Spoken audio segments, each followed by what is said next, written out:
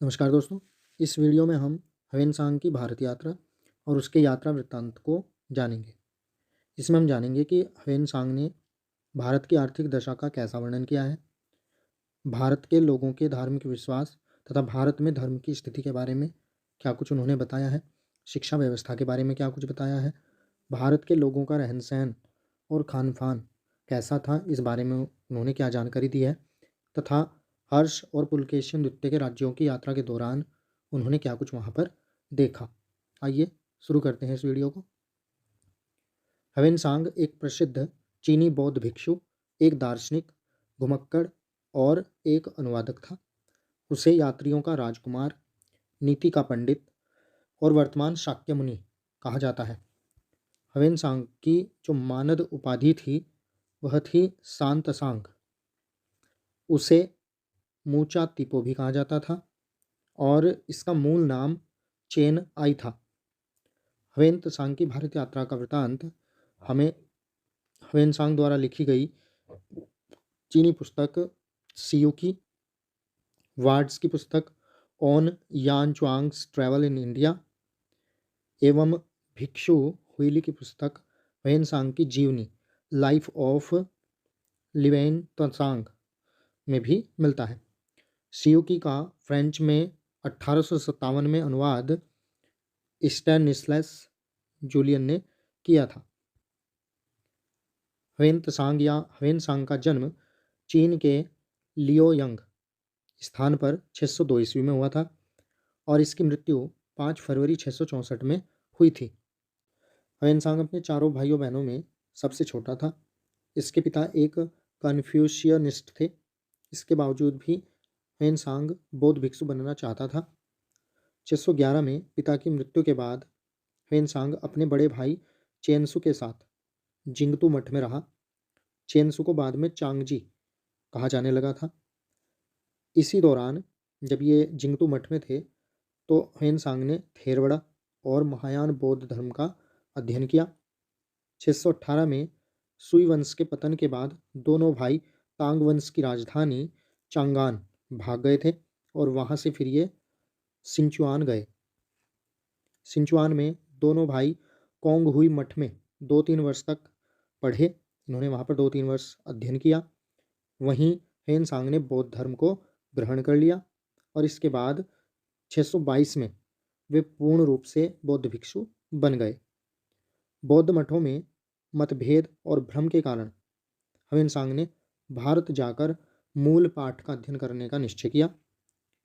तब इसने चांगान वापस लौटकर विदेशी भाषाओं की शिक्षा ली और 626 में संस्कृत में ये पारंगत हो गए, क्योंकि उस समय भारत में जो प्रचलित सबसे प्रमुख भाषा थी वह संस्कृत थी। ह्वेनसांग ने अपनी यात्रा 629 ईस्वी में शुरू की। अपनी यात्रा के दौरान ह्वेनसांग ने क्रमशः निम्नलिखित महत्वपूर्ण स्थानों का भ्रमण किया।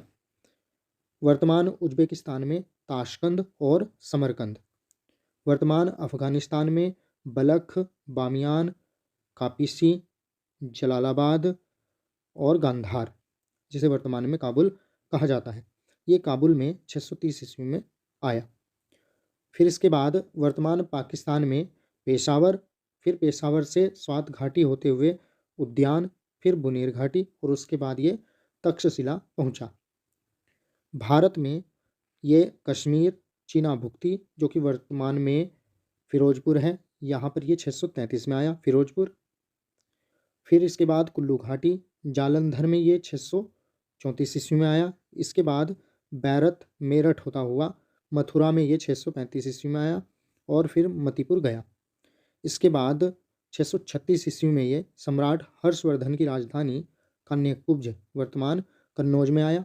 इसके बाद ये अयोध्या, साकेत, कौशाम्बी, श्रावस्ती, कपिलवस्तु, लुम्बिनी, कुशीनगर, सारनाथ, वाराणसी, वैशाली, पाटलिपुत्र वर्तमान पटना जिसको कहा जाता है, बोध गया, नालंदा, इन जगहों पर गया। इसके बाद ये दक्षिण भारत में आंध्र प्रदेश में अमरावती और नागार्जुन कोंडा गया और पल्लव वंश की शाही राजधानी और बौद्ध धर्म का तत्कालीन शक्ति केंद्र कांची, वहाँ की भी इसने यात्रा की ह्वेनसांग ने। पेशावर में बौद्ध धर्म पतन पर था। वहाँ इसने कई स्तूपों की यात्रा की, बौद्ध स्तूपों को देखा इसने, जिनमें से एक था कनिष्क स्तूप।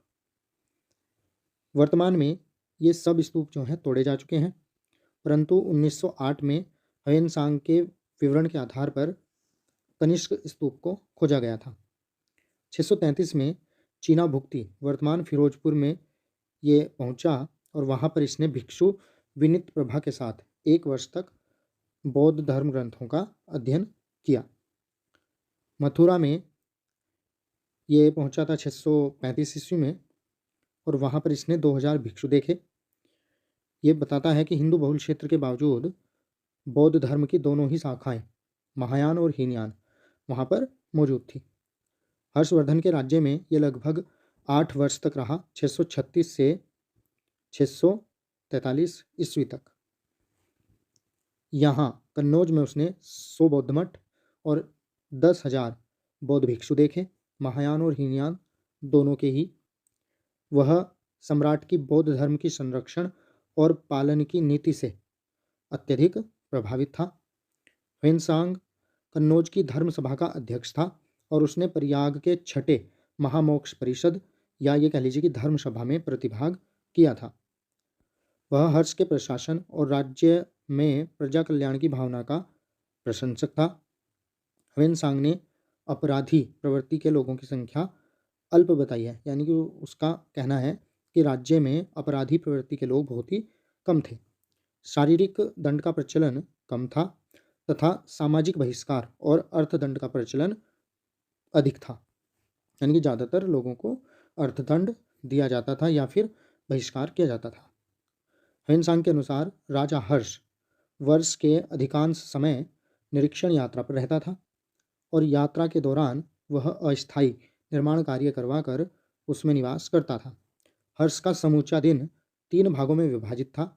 दिन का प्रथम भाग राज्य के कार्यों में तथा शेष 2 भाग धर्मार्थ कार्यों में व्यतीत किया करता था। हर्ष ह्वेनसांग के अनुसार हर्ष की सेना में लगभग 50,000 पैदल सैनिक, लगभग 1 लाख घुड़सवार एवं 60,000 हाथी थे। सेना का महत्वपूर्ण भाग होता था रथ सेना। उसने यानी कि ह्वेनसांग ने नालंदा विश्वविद्यालय में अध्ययन भी किया था। ह्वेनसांग ने यहाँ तर्कशास्त्र, व्याकरण, संस्कृत और बौद्ध योग शास्त्र सीखा और संस्कृत, बौद्ध दर्शन एवं भारतीय चिंतन में दक्षता हासिल की। लुम्बिनी में उसने अशोक स्तंभ भी देखा। 643 ईस्वी में उसने स्वदेश जाने के लिए प्रस्थान किया। अपने देश चीन लौटा वो 643 ईस्वी में।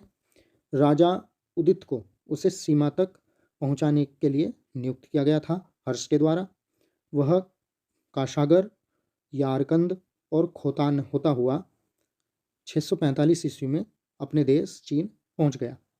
वह भारत से लगभग 150 बुद्ध के अवशेषों के कण, सोने, चांदी एवं संदल द्वारा बनी बुद्ध की मूर्तियां और 657 पुस्तकों की पांडुलिपियां अपने साथ ले गया था। ह्वेनसांग ने बौद्ध धर्म ग्रंथों का संस्कृत से चीनी भाषा में अनुवाद किया। ह्वेनसांग की रुचि मुख्यतः योगाचार, विज्ञानवाद दर्शन पर केंद्रित थी। ह्वेनसांग और उनके शिष्य क्विची दोनों ने ही चीन में विशेष यानी कि बौद्ध चेतना मत की स्थापना की। ह्वेनत्सांग और क्विची दोनों की मृत्यु के बाद चीन में बौद्ध चेतना मत का तेजी से ह्रास हुआ था।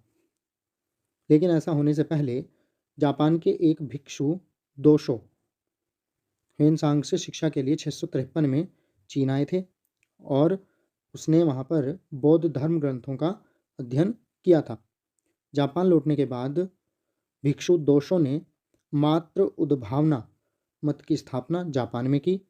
7वीं और 8वीं सदी के दौरान मात्र उद्भावना मत जापान के सभी बौद्ध मतों में सबसे प्रभावशाली बन गया था। जापानी भाषा में इस मत को होसो कहते थे।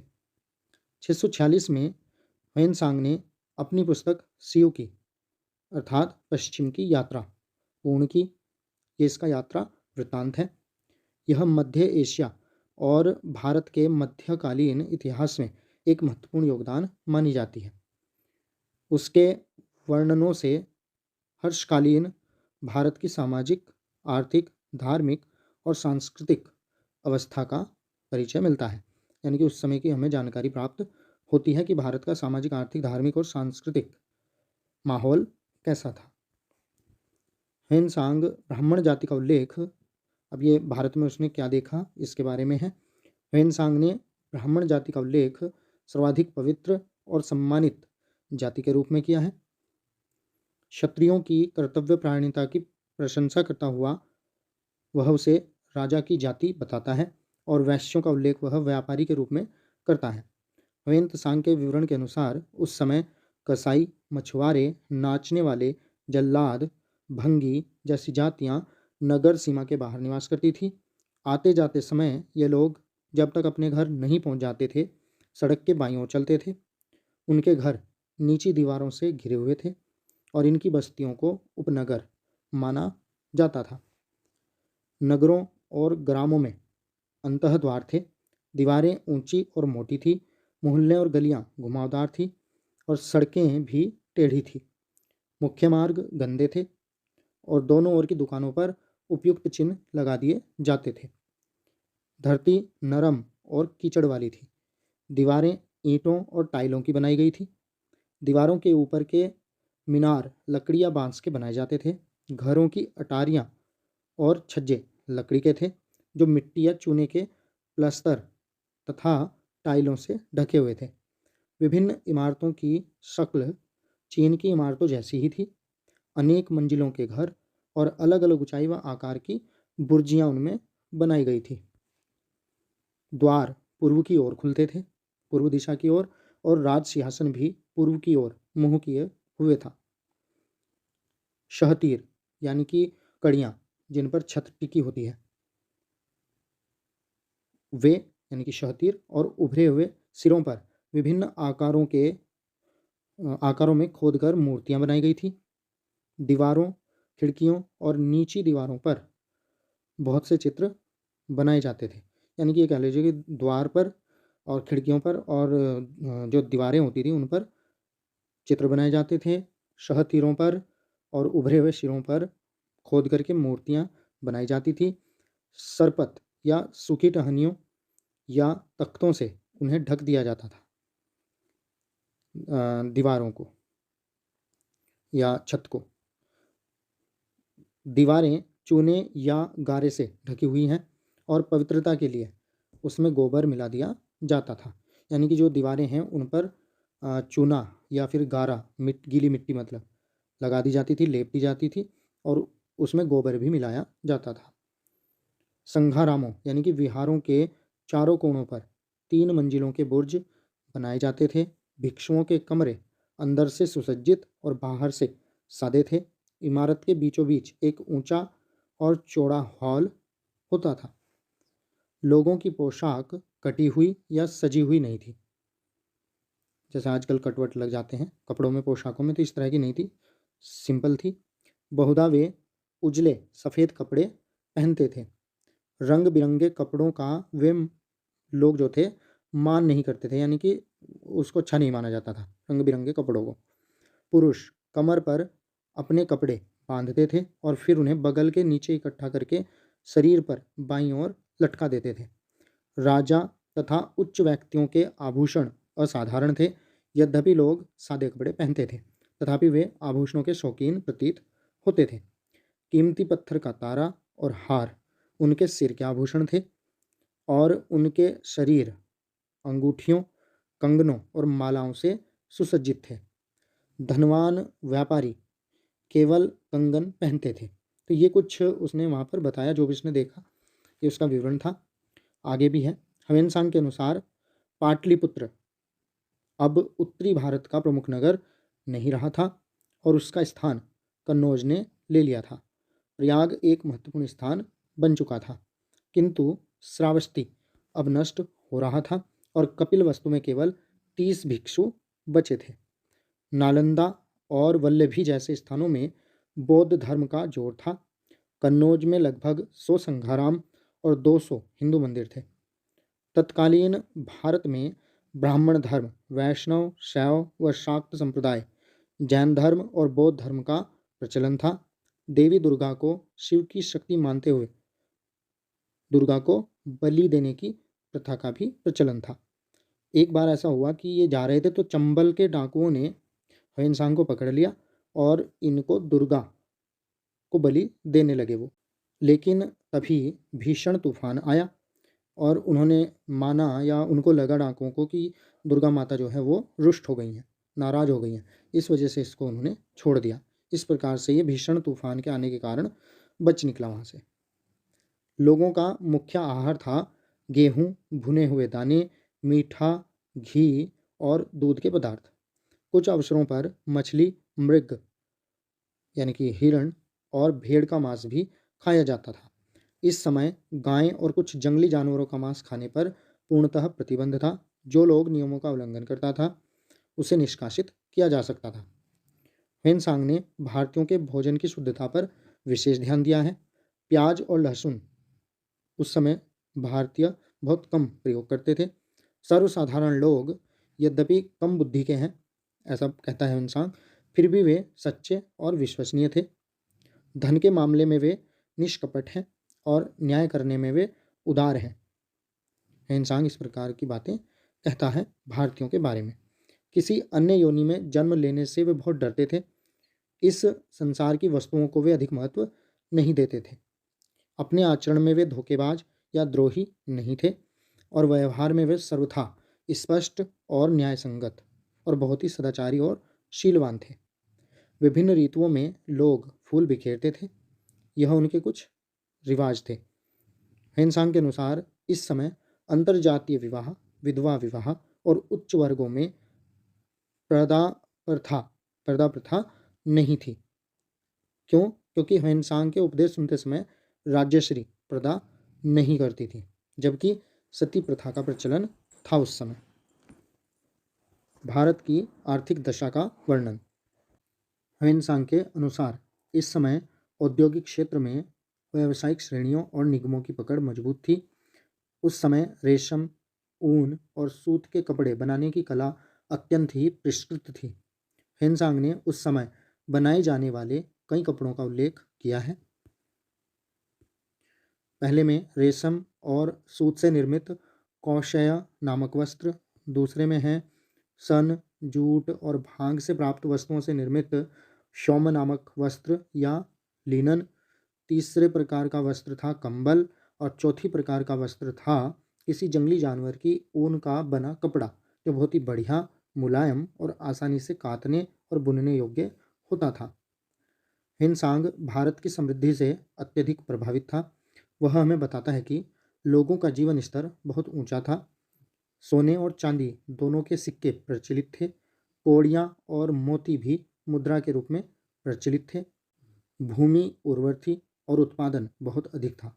विभिन्न प्रकार की सब्जियों तथा फलों की भी उपज की जाती थी। शूद्र लोग जो थे वो खेती कार्य करते थे और देश के औद्योगिक जीवन में ब्राह्मण जाति का कोई भाग नहीं था। शिक्षा व्यवस्था का वर्णन। शिक्षा धार्मिक थी और इस शिक्षा को विहारों के माध्यम से प्रसारित किया जाता था। उस समय नालंदा जो था वो बहुत ही प्रसिद्ध था शिक्षा के मामले में। धार्मिक पुस्तकें लिखी हुई थी। उस समय प्रचलित लिपि को ब्राह्मी लिपि कहा जाता था। संस्कृत जो थी वो विद्वानों की भाषा थी। वेदों को अभी भी मौखिक रूप से प्रचलित रखा गया था। उन्हें कागज या पत्तों पर नहीं लिखा जाता था। एक व्यक्ति की शिक्षा 9 वर्ष की आयु से 30 वर्ष की आयु तक चलती थी। बुद्धि परिपक्व होने पर तथा शिक्षा संपूर्ण होने पर शिष्य गुरु दक्षिणा देने के बाद अपने अपने कार्यों में जुट जाते थे।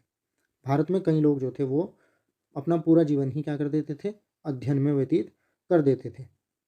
उसने नालंदा विश्वविद्यालय का उल्लेख अंतर्राष्ट्रीय विश्वविद्यालय के रूप में किया है, जिसे हर्ष ने 200 ग्रामों का अनुदान दिया था। यानी कि 200 गांव जो थे वो अनुदान में दिए गए थे नालंदा विश्वविद्यालय को। तो ये कुछ जानकारी थी ह्वेनसांग के द्वारा जो दी गई, जो कुछ ह्वेनसांग ने भारत के बारे में बताया। Thanks for watching. Please like and share the video and subscribe my channel.